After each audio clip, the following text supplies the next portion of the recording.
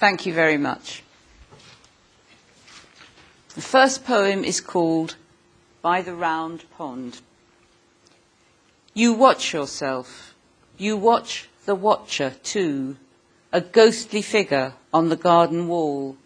And one of you is her, and one is you, if either one of you exists at all. How strange to be the one behind a face, to have a name and know that it is yours, to be in this particular green place, to see a snail advance, to see it pause. You sit quite still and wonder when you'll go. It could be now, or now, or now. You stay. Who's making up the plot? You'll never know. Minute after minute swims away. That poem actually began from a painting, although you don't really need to know that. But the second poem I'm going to read also began from a painting, and this one was commissioned by the Tate Gallery in London. You could choose anything you liked in the gallery to write about. It was for a book they were publishing. Now, the difficult thing was choosing from all those paintings and sculptures in the Tate Gallery. There's an exercise people sometimes do on creative writing courses where you put a whole lot of postcard-sized reproductions of paintings in envelopes, and then you shuffle the envelopes and give them out to the students, and whatever picture is in your envelope, that's what you have to write about, and they usually give you 10 minutes, right? That always works because it focuses the mind. But if you've got the whole art gallery to choose from, you just wander around getting a headache saying, I can't think of anything to write about. So in the end, I settled on a painting called The Uncertainty of the Poet. It's by Giorgio de Chirico, and I chose it just because I like the title. The two main things in this picture are a statue of a female torso and a very large bunch of bananas. And when I looked at it, the first thought that went through my mind was, I'm a poet and I'm very fond of bananas. So that is the first verse of this poem. And in the rest of it, I've just used those same words, but in a different order each time. The Uncertainty of the Poet. I am a poet. I am very fond of bananas. I am bananas. I am very fond of a poet. I am a poet of bananas. I am very fond. A fond poet of I am, very bananas. Fond of am I bananas, am I a very poet. Bananas of a poet, am I fond, am I very. Poet bananas I am fond of a very. I am of very fond bananas. Am I a poet? That one gets used in schools quite a lot. I get sheafs of poems saying, you know, I am a squirrel, I am very fond of nuts, and so on. I am nuts, I am... Right, now one about my own school days. This is a more or less true story about someone I was at school with. I changed the name because, for the sake of her family, I thought this might make them sad. So I changed the name, and the poem is called Titch Miller. Titch Miller wore glasses with elastoplast pink frames and had 1 foot 3 sizes larger than the other. When they picked teams for outdoor games, she and I were always the last 2 left standing by the wire mesh fence. We avoided one another's eyes, stooping perhaps to retie a shoelace, or affecting interest in the flight of some fortunate bird, and pretended not to hear the urgent conference. Have tuppy. No, have titch. Usually they chose me, the lesser dud, and she lolloped, unselected, to the back of the other team. At 11, we went to different schools. In time, I learned to get my own back, sneering at hockey players who couldn't spell. Titch died when she was 12. I just remembered halfway through that I haven't switched my mobile phone off. So I'll just switch the sound off. Right. Sorry about that. Can you hear at the back okay? Next one is about my grandmother. I wrote this not long after she died. I was thinking about the different names she'd been called in her life and how really the names tell her story. So this poem is called Names. She was Eliza for a few weeks when she was a baby.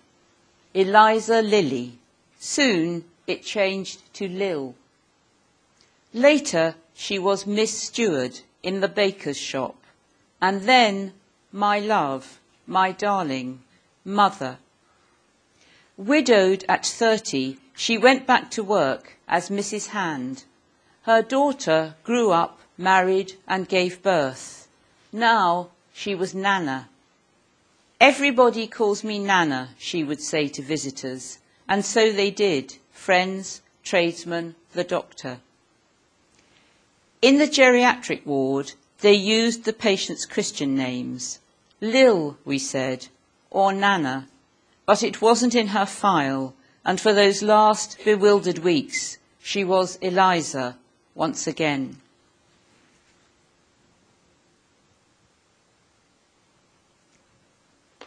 Now, this one I wrote not long after the events of 9/11.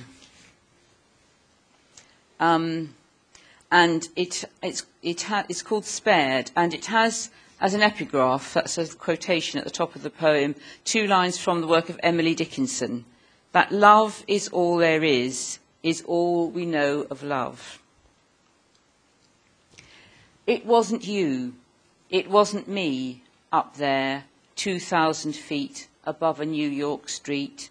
We're safe and free a little while to live and love, imagining what might have been, the phone call from the blazing tower, a last farewell on the machine while someone sleeps another hour, or worse perhaps, to say goodbye and listen to each other's pain, send helpless love across the sky, knowing we'll never meet again, or jump together hand in hand to certain death, spared all of this for now.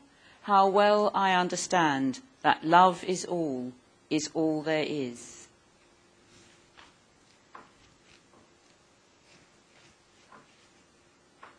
So that's really a love poem, I suppose, as well as being a poem about the public event, and this one's a love poem. It's called Flowers. Some men never think of it.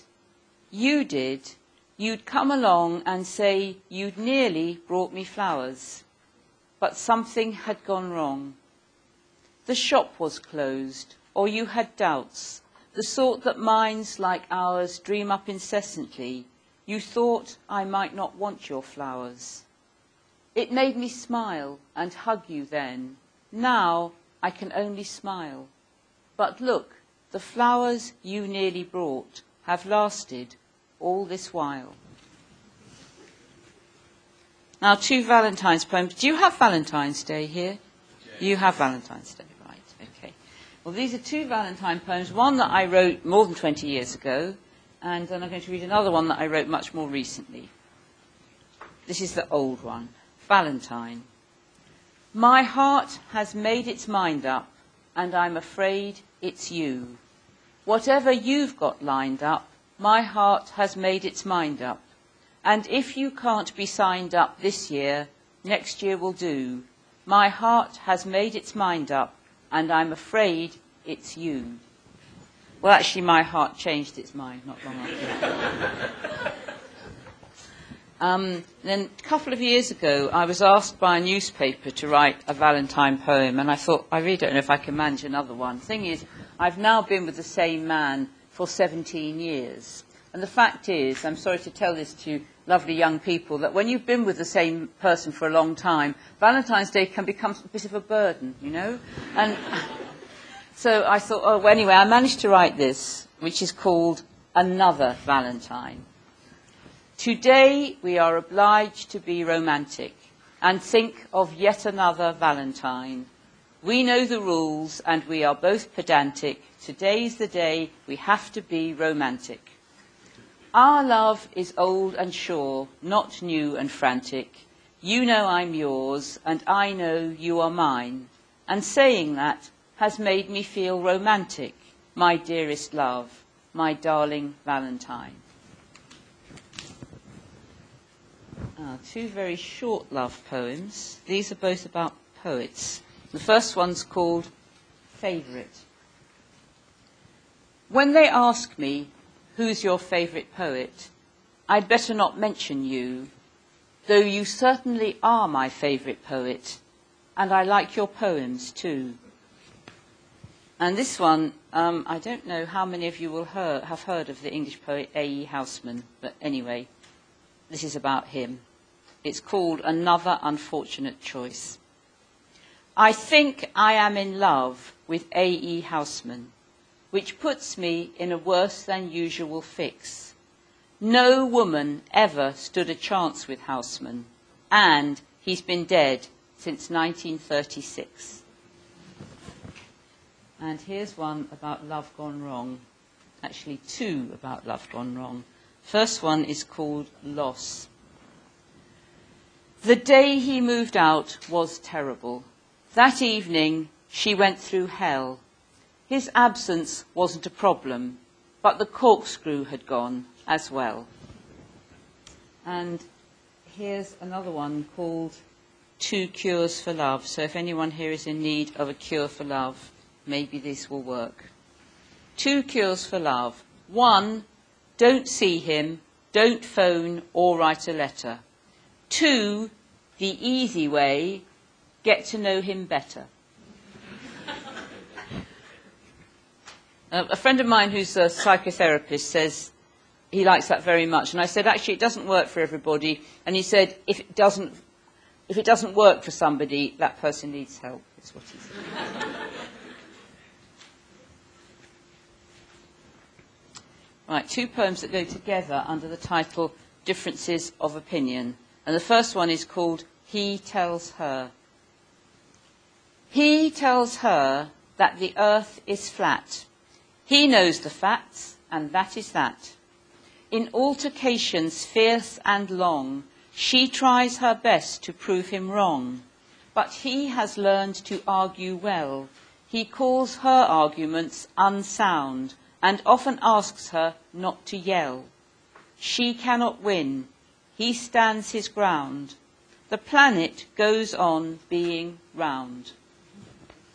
And the second one is called Your Mother Knows. And in the first line, it says, your mother knows the earth's a plane. That means a plane in the sense of a flat surface, not an aeroplane. Now, the other thing to say about this poem is it's in a form called a pantoum, in which the second and fourth line of each verse become the first and third line of the next verse throughout the poem until you get to the end, and then you use up the first two lines from the first verse. I think it's a Malay form in origin. And the reason I'm telling you this is I think it's quite difficult just listening to poems without having them in front of you. And I think for me, if I know what form the poem is in, it actually helps me to listen to it. Your mother knows the earth's a plain, and challenged sheds a martyr's tear. God give her strength to bear this pain, a child who says the world's a sphere. Challenged, she sheds a martyr's tear. It's bad to make your mother cry by telling her the world's a sphere. It's very bad to tell a lie.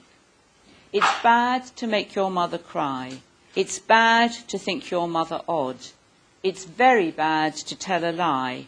All this has been ordained by God. It's bad to think your mother odd. The world is round. That's also true. All this has been ordained by God. It's hard to see what you can do. The world is round. That must be true. She's praying, hoping you will change. It's hard to see what you can do. Already people find you strange. She's praying, hoping you will change. You're difficult. You don't fit in. Already people find you strange. You know your anger is a sin. You're difficult. You don't fit in. God give her strength to bear this pain. You know your anger is a sin. Your mother knows the earth's a plain.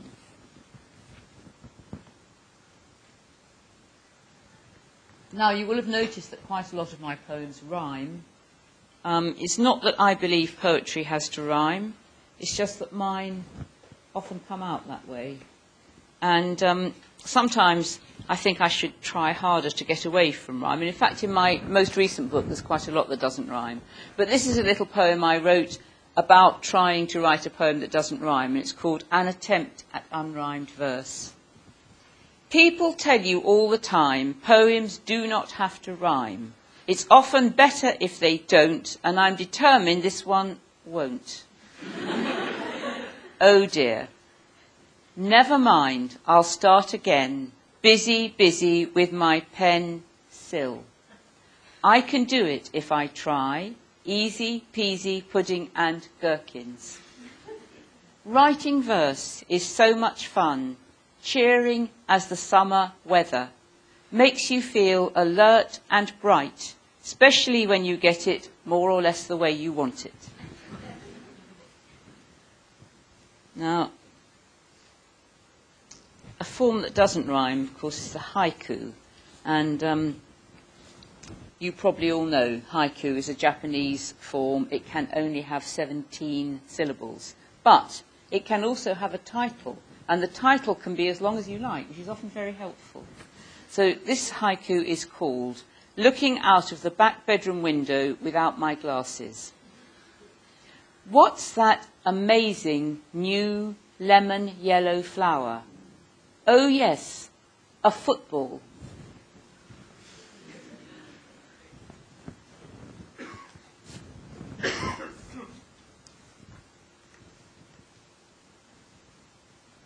Now, I'm going to read, I was commissioned a couple of years ago to write some poems for a string quartet, a very good string quartet called the Endelian String Quartet. They've probably played in Hong Kong, they've played most places. And they were celebrating their 30th anniversary of being together. And they asked if I was interested in writing some poems on the theme, the audience. And they said if I didn't like that theme, we'd think of something else. But I liked it very much. So I wrote some poems, and they're all about different people you might find in the audience at a concert of classical music. And then they commissioned a composer called Roxana Panufnik to write some music to go with these poems. And so when I perform it with the quartet, I'm the narrator, and some of the poems are in between bits of music. And some of them actually have to be read with the music. So I have to count and make sure I come in at the right place, which was really scary the first time I did it, because if you're just doing a poetry reading on your own like now, I can't really mess this up for anyone except myself. But if you've got a first-rate string quartet, you know, who never get anything wrong, and you're appearing with them at a concert, you really have to get it right. And so far it's been okay, and I'm not quite as scared now. On the other hand, you get the chance to dress up like a singer in a long evening dress, which is something you can't often do for poetry readings. So, now I think I'll read this one called The Cougher. Now, this poem makes people cough, and do not worry. Do not worry if it makes you cough. It's my fault. Right. There's a tickle in your throat, and you've hardly heard a note, and you're wishing you were in some other place. In this silent listening crowd, you're the one who'll cough out loud, and you know you're facing imminent disgrace. Yes, right now you're in a pickle. The unmanageable tickle is a torment, and it's threatening your poise. Can you hold out any longer as the urge to cough grows stronger? Any moment you'll emit a mighty noise. If this bloody piece were shorter, if you had a glass of water, it would help, but there is nothing you can do. Oh, if only you could be safe at home with a CD, in an armchair, free to cough the whole way through. Do you hear a rallentando? Does this mean the end's at hand? Oh, what a mercy. Yes, they're really signing off. They perform the closing bars, and you thank your lucky stars, and it's over. You have made it. You may cough. Actually, what they say is that the musicians is that it's really not a problem if somebody coughs in a concert. The problem is that everyone else in the audience goes like that, you know. And probably the same with mobile phones. Now, two of the other characters in this, I'm not going to read all of them, there isn't time, but I will read the one about the couple on their first date. There's two poems called First Date, and one of them is her, and the other one is him. And so the first one, this is her. I said I liked classical music. It wasn't exactly a lie. I hoped he would get the impression that my brow was acceptably high. I said I liked classical music. I mentioned Vivaldi and Bach, and he asked me along to this concert. Here we are, sitting in the half-dark. I was thrilled to be asked to the concert. I couldn't decide what to wear. I hope I look tastefully sexy. I've done what I can with my hair. Yes, I'm thrilled to be here at this concert. I couldn't care less what they play, but I'm trying my hardest to listen, so I'll have something clever to say. When I glance at his face, it's a picture of rapt concentration. I see he is totally into this music and quite undistracted by me. And this is him. She said she liked classical music. I implied I was keen on it too. Though I don't often go to a concert, it wasn't entirely untrue. I looked for a suitable concert, and here we are on our first date. The traffic was dreadful this evening, and I arrived 10 minutes late. So we haven't had much time for talking, and I'm a bit nervous. I see she is totally lost in the music and quite undistracted by me. In that dress, she is very attractive. The neckline can't fail to intrigue. I mustn't appear too besotted. Perhaps she is out of my league. Where are we? I glance at the programme, but I've put my glasses away. I'd better start paying attention, or else I'll have nothing to say. Well, most of the poems in the audience are quite jolly, like that one, but they asked me to write a sad one, to give the composer a chance to write some music in different moods. So this is the sad one. It's a sonnet, Shakespearean sonnet. That means it uses the Shakespearean sonnet form with the couplet at the end. And it's called The Widow.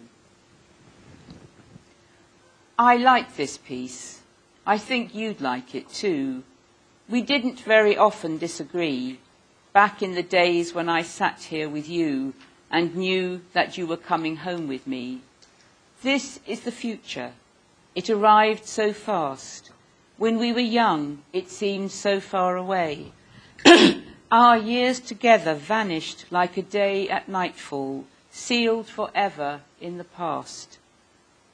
I can't give up on music, just discard the interest we shared because you died. And so I come to concerts, but it's hard. Tonight I'm doing well. I haven't cried. My head aches. There's a tightness in my throat. And you will never hear another note.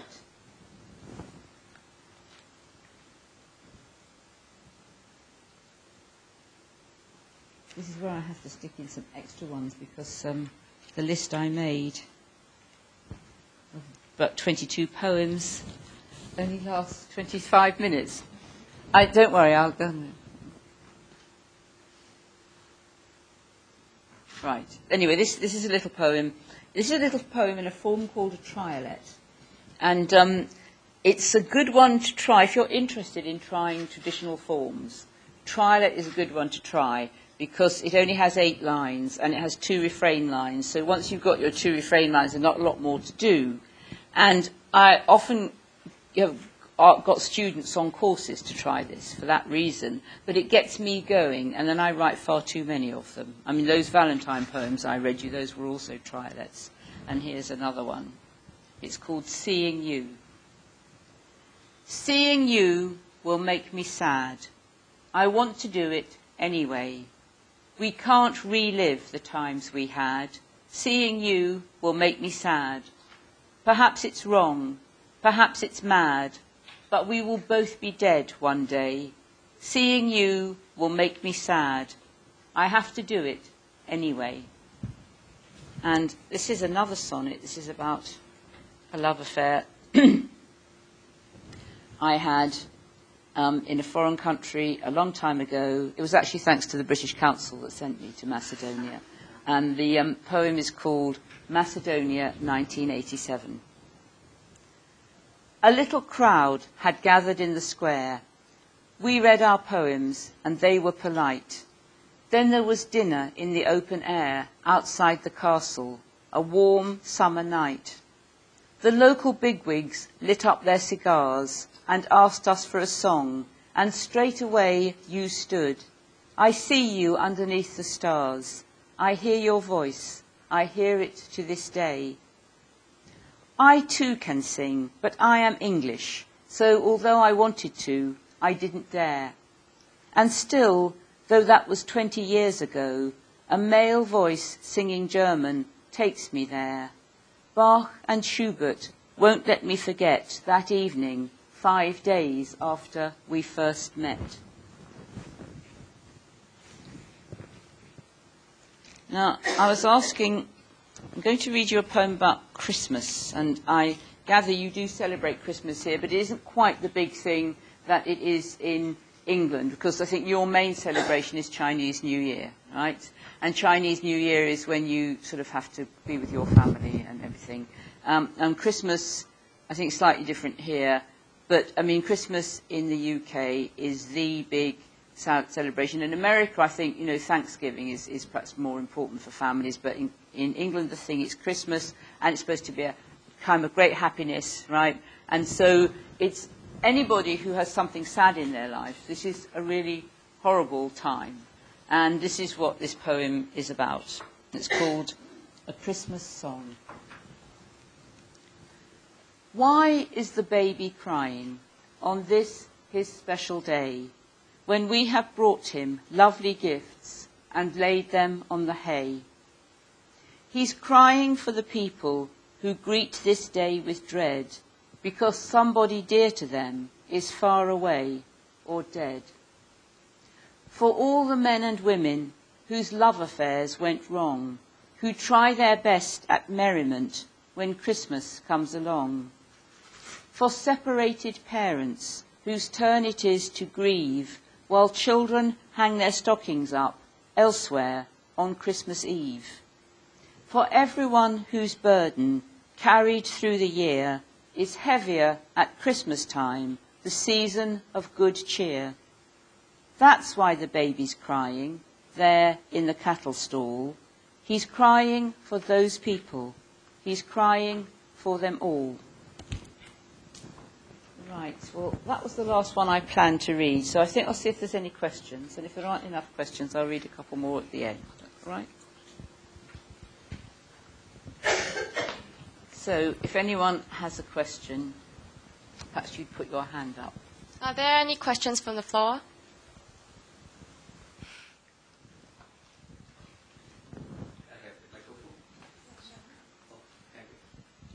Oh, great. Thank you, Miss Cope. Hello. Nice to meet you. So you are very down to earth for your poems, as I can understand. Huh? When I learn English, I find, it's very funny. Some vocabulary has a lot of has meaning, like family. Huh? It's spelled father and mother, I love you. See, is it funny?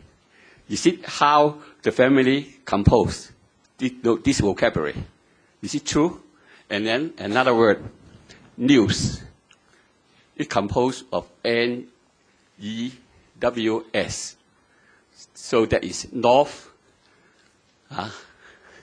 east, west. and south. Yes. No, you see how this English vocabulary composed like this? I just wonder, since you are, learning, you are telling us poetry. Yes. Is this kind of poet? Yes. Have this kind of thinking I of don't composing think I quite understand. English? Can anyone help me? I don't think I quite understand your question. You're asking about English vocabulary. Yeah, yes. vocabulary. Yes, and how it's composed. So it's just come to me. There's two words. Yes. One is family. Yes. It spells like father and mother, I love you. Right. Right? Father and mother, I love you. Yes. So that compose this vocabulary. To me, the word family doesn't necessarily mean something happy. Not happy? Not necessarily.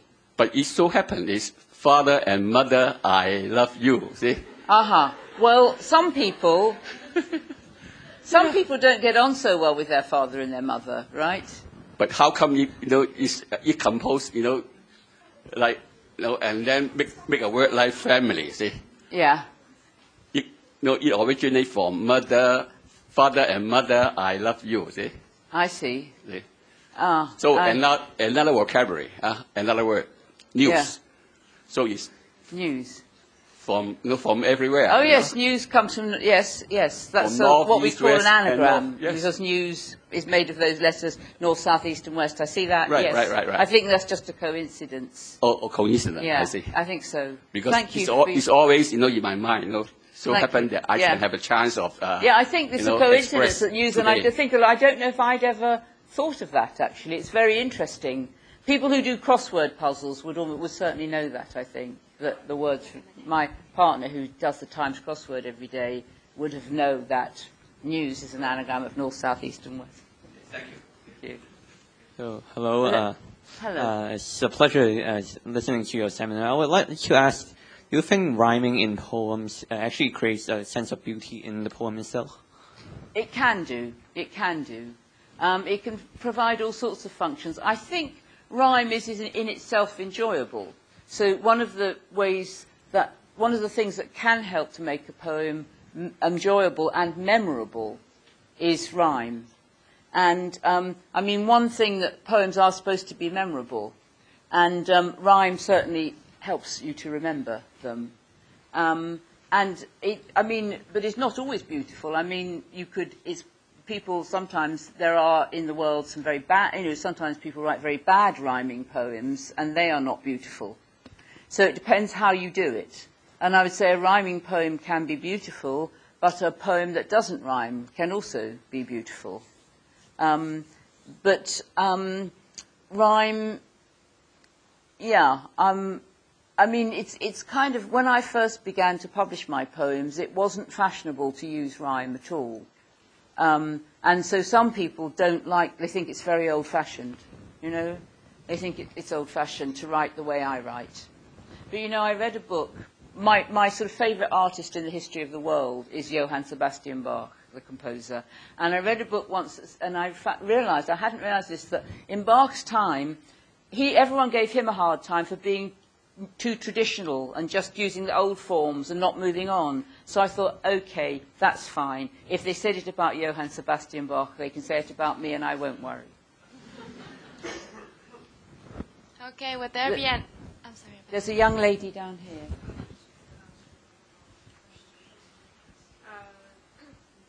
Hello. First think about poetry, then we first about, especially Chinese, where we always think things about the emotion of sadness, talking about, I cannot be promoted, I lost money, so it's always think about something which is unhappy. Yeah. So, and as far as I read, I think most of the English poem, they are still having expressed the kind of emotion of sadness, of pain, and even most of the awarded poem that I've seen from my classmates talk about pain, talk about sorrow. So, do you agree with that? The majority of the poem is talk about the feeling of sadness, and do you think that it is possible to have Do you think it's possible to have some poems with happy endings can be more influenced? It's a very, very interesting question, yeah. Yes, a lot of poems are unhappy. Probably more poems are unhappy than happy. But there is such a thing as a happy poem. And as it happens, I edited, and because I wanted to prove this, that there is such a thing as a happy poem, I edited a book called 101 Happy Poems, called Heaven on Earth, 101 Happy Poems, right? And it wasn't at all difficult to find 101 poems that were very good poems that were happy. And believe it or not, a couple of the poems in that book are Chinese. There are some, you were saying in Chinese it's mostly sad. Yeah, but I have come across, well, I can only read them in translation, of course. But there's a Chinese poet called, now I won't be able to say this right, you'll have to help me, Po Chu-yi. In English, it's P.O., that's his first. He's one of the great poets of the Tang dynasty, right? Along with Wang Wei, Li Po, Li Bai, Du Fu, yeah? And the fourth one is this guy, Po... Right. Could you say it louder so they know who I'm talking about? Yeah. Okay, this guy. There's the poem by him in my book is called On His Baldness. And this guy, he wrote a poem about how he really likes being bald, right? And I thought this was a very nice, happy poem and very cheering for any bald men who read it. So there's one example of a happy poem in Chinese. So, yes, often poems, including some of mine, quite often it is the poet is writing to help herself come to terms with something very sad. For example, the poem I read about my grandmother, this was because I was feeling great grief because my grandmother had died, and writing a poem helped me. And same as all my poems about love affairs going wrong when I was younger, it was also to help myself I wrote those poems. So I think that misery produces more good poems. But happiness does produce some good poems, and that's why I edited this book to prove it. Even in Chinese, there's some happy poems. Any more questions? The lady at the back, please. Or maybe the lady at the front. Miss Cope, I've read your poem Serious Concerns, and there's a part where you said, I write to make people anxious and miserable and to worsen their indigestion. But I find most of your poems quite amusing. So is that 2 stages of your life, or is it just came out as amusing? That was a joke, yes. why I wrote that was, you see at the top of that poem, I haven't got the book with me, but a critic had come to a reading I did, and he said she writes to amuse. He said she writes to amuse, which is both her strength and her limitation. And he seemed to think it was a bad thing to write to amuse. So that's why I wrote the poem saying, write to amuse, what an appalling suggestion. I write to make people anxious and miserable and to worsen their indigestion, which is, of course, not true. But, I mean, you know, what's the opposite of writing to amuse? You know, writing to make people miserable? Writing to make people feel bad. So anyway, so really I was protesting against, and if you look at the poem, you'll see at the top, you know, I've quoted what this guy said that kind of annoyed me, which is why I wrote that poem. The lady in white, please. Hello. Hello. What's your favorite thing about poetry? Gosh. Very standard question. Yeah. What's my favorite thing about poetry? Dr. Johnson said that the only point of any writing is to help people better to enjoy life or better to endure it. And I would say that, you know, sometimes I read a poem that just, you know, if I come across a new poem I haven't read before that is really, really good, and sometimes I think, oh, I wish I'd written that. But, you know, something I really enjoy, that's wonderful. And sometimes I will come across a poem that moves me to tears or a poem that makes me laugh. But also sometimes in really bad times, reading poems, and I think this is true for a lot of people, can really help me through the bad times. So those are 2 important things about poetry. Could you answer that question? No, you don't have to try. It's just I thought if you did have an answer. I could try. Yeah. Well, I really like really pretty imagery. Yeah. Well, pretty things and pretty sounds and all the pretty stuff. Yeah. Sure. Yeah, I Well, know, that- not very deep, but No, yeah. but I mean that is perfectly legitimate. It's perfectly legitimate. Yes, absolutely. I mean that's another important thing. I mean being, or you know, just being beautiful is another reason. It's part of the enjoyment of poetry. Yeah. That some poems are very beautiful. Yes, and create beautiful pictures in your mind. Definitely. Yeah. Would there be another question? The lady at the back, please. Ms. Cope, I'd like to ask about word diction in poetry. Like, I realize that your poems, it's usually really, the word choice is rather simple, so you don't use too much hard words. Yeah. And I've heard that people say simplicity is the best in poems, so I'm just wondering... Simplicity is what? Is the best for Uh-huh. poems, because I'm just wondering whether we should, like, use rather simple and straightforward phrases instead of dumping all the hard words in the poems. Is that better to express your feelings? I think you should do what comes naturally to you. And there are some poets, say like Seamus Heaney, who's a wonderful poet, but their poems are much more embroidered and much more full of imagery and full of kind of more unusual words. And this is how he is, right? And it so happens that the way... poets don't really plan, you know, how to write. You just have to be yourself in your poems. And this is me being myself.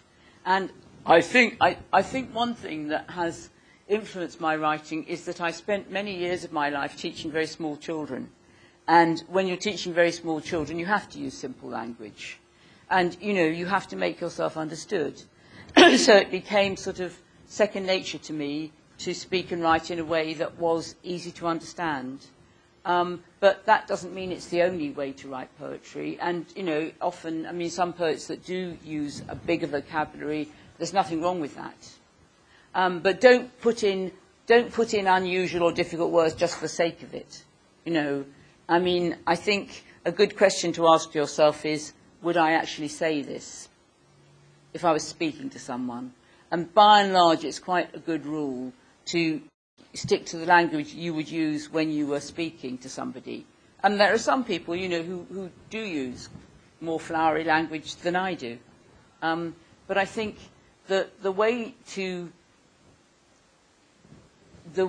go is when you're writing a poem is to ask yourself, am I being truthful?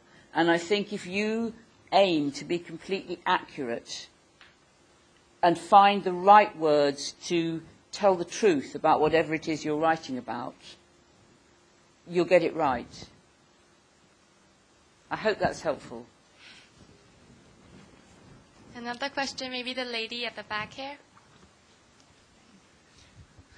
Thank you, Miss Pope. Do you have any views on using swear words and slang in poetry? Yeah. I mean, you cannot find a better words. I have no problem with that at all. Yeah. I mean, it causes all sorts of problems with the BBC. You know, you can't broadcast that poem before 9 o'clock in the evening. Was kind of, you know. I mean, people in the UK get very upset by certain words, and as far as I'm concerned, they're just words and they don't upset me. And I mean, you know, in that poem, that word works, right? I mean, I don't think there's anything to be said for using rude words or slang just for the sake of it, but actually sometimes the slang word or the rude word is the right word. And I think, I mean, perhaps the teachers of these schoolgirls don't want me to say this, but I mean, I don't have any problem. I have no problem with it at all. And if that is the word that the poet feels they want to use, then fine. That's my view. I mean, you can argue with me if you like. No, I'm not arguing. Do you have any observations that, I mean, if you but look you at see some... how, actually, just to interrupt you for a moment, when you quoted that line by Larkin, people gasped, you know? Which is interesting, yeah. Anyway, sorry, do go on, I interrupted. Sorry. Do you have any observations that, say for example, you just mentioned about BBC, etc. Those are sort of middle markets purporting to represent the petite bourgeois and the sort of lower down, like the Sun, the Daily Mail. When they use F word, they use F star star star. Yeah. But when you go to sort of when you look at those papers which the top people really read, like the Financial Times, they actually use the whole word F-U-C-K. I don't read the Financial Times. Do they really? I mean, I would distinguish. I would not bracket the BBC, by the way, with the Mail. So you see that the real, those top people read papers. They don't give a damn about it. I mean, the BBC. I would not bracket BBC with the Mail and the Sun. I mean, BBC Radio 4. Is not the same thing as the Mail or the Sun. But that is interesting, yes. And I think it is true that people higher up the social scale are more educated people are less worried by those words. Yeah. But the BBC does have to be careful because it has a very wide and varied audience, and because, it's a lot of middle class people as well would be upset by the use of those words. I mean, I just find it quite ludicrous that people make so much fuss if somebody, but they do have to, they do have to be very careful. And I have to say, I don't even notice. I mean, I've made mistakes. Like my mother was very shocked by any of those words. And one time I went to see a play, and because I don't even notice swear words really, I recommended this play to my mother and stepfather, and they went to see it. And afterwards they said, we didn't like the language, So, and I said, gosh, of course I didn't notice. I can't remember what it was. It wasn't Shakespeare. Oh, sure. Can I ask a question? Yeah. I know that you have a very robust stance against the publication of your poetry on the internet. Yes. And I wholeheartedly support the idea of copyright and the poet earning the hard crust. I just wondered, I've come recently to live in Hong Kong, and everybody here has some kind of electronic communication device. Yes. Given the proliferation of these devices since perhaps you originally made that stance, I wondered if you'd changed your mind at all? Well, I mean, even more worried. even more worried than I was before. No, this is absolutely serious. I mean, I'm going to ask, before I go, if this is being recorded. You do not have my permission to put it on the internet, by the way. I don't know. I'm even more concerned than I was before. And, I mean, a lot of people will say the battle is lost, but I don't actually believe that. And in June this year, I was invited to the World Copyright Conference in Brussels. And, those were all people who, like me, are engaged in fighting for creators' rights. Because it's not just writers, it's composers, photographers, musicians. I mean, if all our work is free on the internet, how do we earn a living? It's as simple as that. I mean, and it's the idea, and I mean, one thing that is important in this is educating people. Educating people like you to understand that, artists deserve to be paid for their work. And, I mean, for me, the selling books is a crucial part of my income. And I think poets are particularly at risk because, as writers go, because no one's going to download and print out a whole novel, really. Although, I mean, although with the whole thing with e-books, this may change the picture a bit. But, I mean, for a long time, and it's the same with photocopying. I mean, photocopying was also a problem because it's very easy to photocopy or download one poem. And often, I mean, I've often in the past bought a book of poems because there's one poem in it I especially wanted a copy of. And now nobody needs to do that. They just get it off the internet. And it just drives me crazy. I really, and because people just don't understand what they're doing. And I don't think there's much hope. With musicians are getting themselves organised because there's a lot of money in the music business, they are getting organised. There's not a lot of money in the poetry business. I mean, I sell more books than most poets. That's why I'm concerned. Because if you don't sell any books, there's no need to worry, really. If your income all comes from grants and prizes and you don't sell any books, you don't need to worry. But no, I really feel very strongly about this. And I mean, it's sort of become a second career, really. That's why I got invited to Brussels. It was not to read my poems. It was a second career, being a person who makes a big fuss about copyright. A few weeks ago, I was at a meeting in London with a member of Parliament where this was just about this. It was a number of people who are concerned. You see, you've got me going now. You've got me going. No, I mean, it is theft. It is theft. Downloading somebody's work from the internet without paying for it is theft. And this is the message that everyone should understand. Thank you very much for asking the question.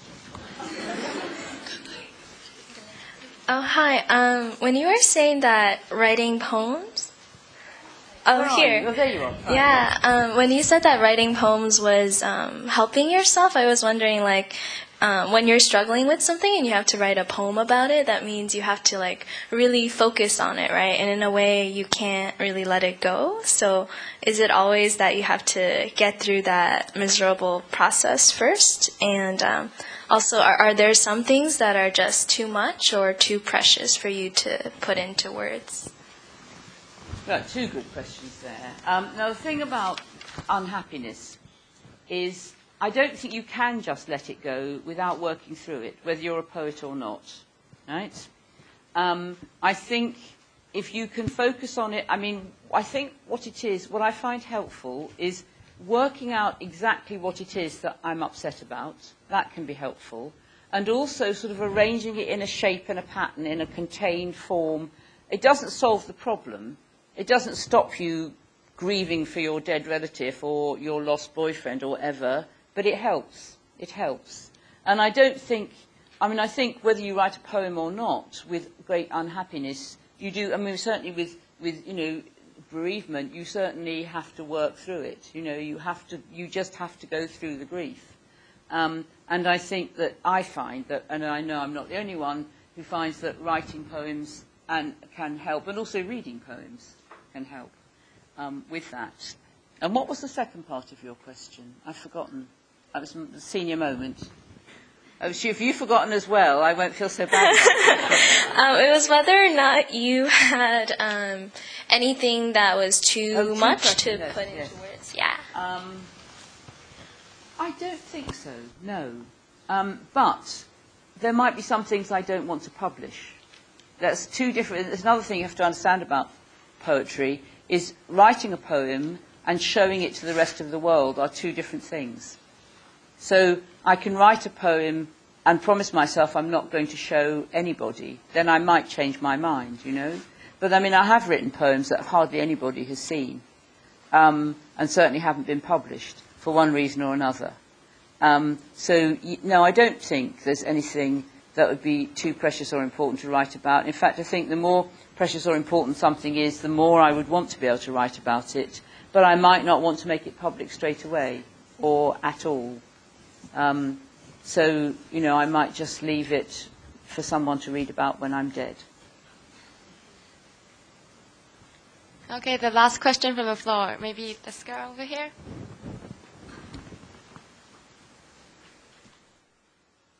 Hi, I have a dilemma within myself whether a poem should be planned before writing it or just letting my flow of thoughts.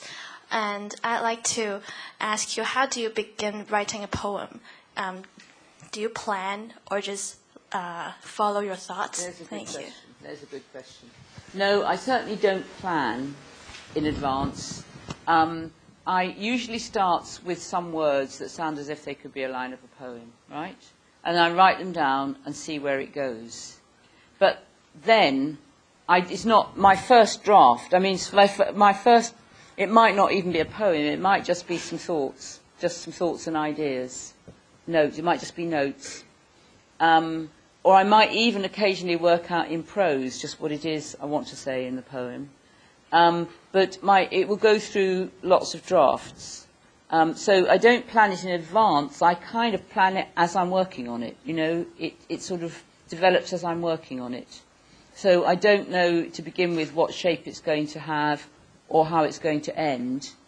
And, you know, then I gradually take shape as I'm working on it.